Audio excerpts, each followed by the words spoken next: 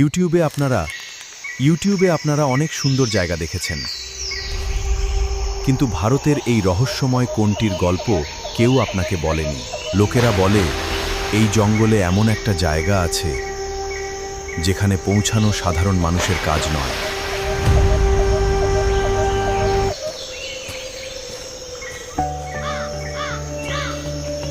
আজ আমরা যাচ্ছি ঠিক সেই নিষিদ্ধ ট্রেইলে।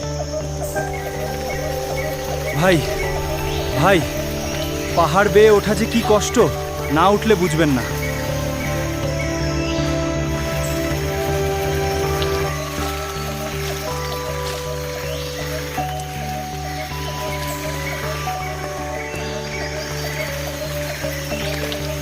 বন্ধুরা, আজ আমরা এই পাহাড়ি ঝর্ণাটা পার হব। আরে না, আমি তো ভুল রাস্তায় চলে এসেছি।